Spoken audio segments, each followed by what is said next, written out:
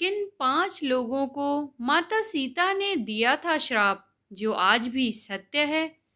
आखिर बिहार की गया में क्यों नहीं उगता तुलसी का एक भी पौधा? आखिर क्यों ब्राह्मण कभी संतुष्ट नहीं होता? क्यों फल्गु नदी सिर्फ नाम की नदी है? क्यों कौवा हमेशा लड़ झगड़ कर ही खाता है? कौवा, तुलसी, ब्राह्मण और गाय को माँ सीता ने क्यों श्राप दिया था? इसके बारे में कुछ लोग ही जानते हैं। आइए हम विस्तार से इस बारे में बताते हैं। वाल्मीकि रामायण के मुताबिक वनवास के दौरान भगवान राम, लक्ष्मण और माता सीता पितृ पक्ष में श्राद्ध करने के लिए बिहार के गया धाम पहुँचे। वहां ब्राह्मण ने भगवान श्री राम और लक्ष्मण को श्राद्ध कर्म के लिए आवश्यक सामग्री जुटाने के लिए कहा। इस पर भगवान राम व लक्ष्मण नगर की ओर सामान लाने के लिए निकल पड़े। ब्राह्मण देव ने माता सीता से आग्रह किया कि पिंडदान का समय निकलता जा रहा है। यह सुनकर माता सीता की व्यग्रता भी बढ़ती जा रही थी, क्योंकि राम और लक्ष्मण अभी नहीं लौटे थे। इसी दौरान दशरथ जी की आत्मा ने उन्हें आभास कराया कि पिंडदान का वक्त बीता जा रहा है। यह जानकर माता सीता असमंजस में पड़ गईं। तब माता सीता ने समय के महत्व को समझते हुए यह निर्णय लिया कि वह स्वयं अपने ससुर राजा दशरथ का पिंड दान करेंगे। उन्होंने फल्गु नदी के साथ साथ वट वृक्ष, कौवा, तुलसी, ब्राह्मण व गाय को साक्षी मानकर स्वर्गीय राजा दशरथ का पिंडदान विधि विधान के साथ किया। इस क्रिया के उपरांत जैसे ही उन्होंने हाथ जोड़कर प्रार्थना की, तो राजा दशरथ ने माता सीता का पिंडदान स्वीकार कर लिया। माता सीता इस बात से बहुत खुश हुई कि उनकी पूजा दशरथ जी ने स्वीकार कर ली है। इसके बाद उनके मन में संशय भी हुआ कि प्रभु राम इस बात को नहीं मानेंगे, क्योंकि पिंडदान पुत्र के बिना नहीं हो सकता।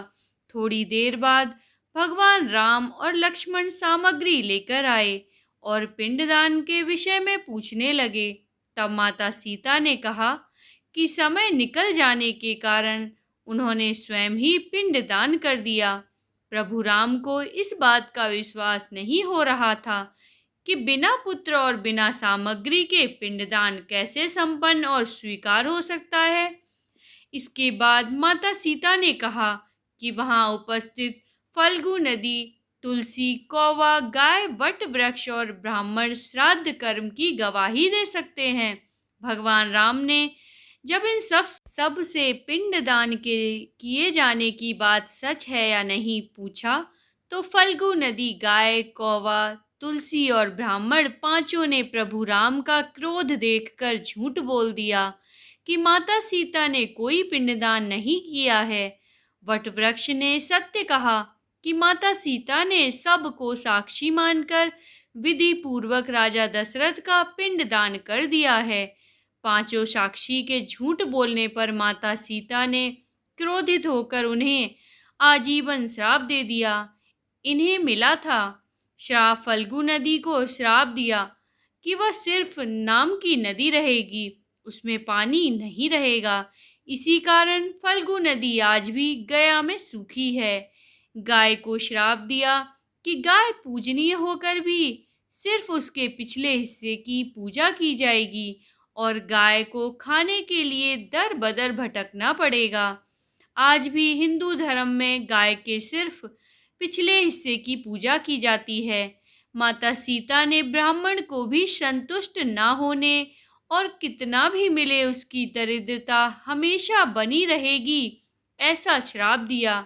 इसी कारण ब्राह्मण कभी दान दक्षिणा के बाद भी संतुष्ट नहीं होते हैं।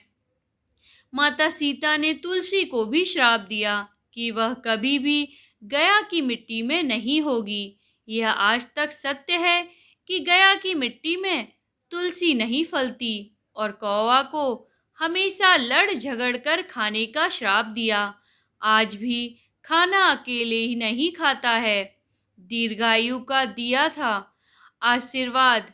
माता सीता ने जहाँ इन पांचों को श्राप दिया था, वहीं सच बोलने पर वट वृक्ष को आशीर्वाद दिया कि उसे लंबी आयु प्राप्त होगी, वह दूसरों को छाया प्रदान करेगा।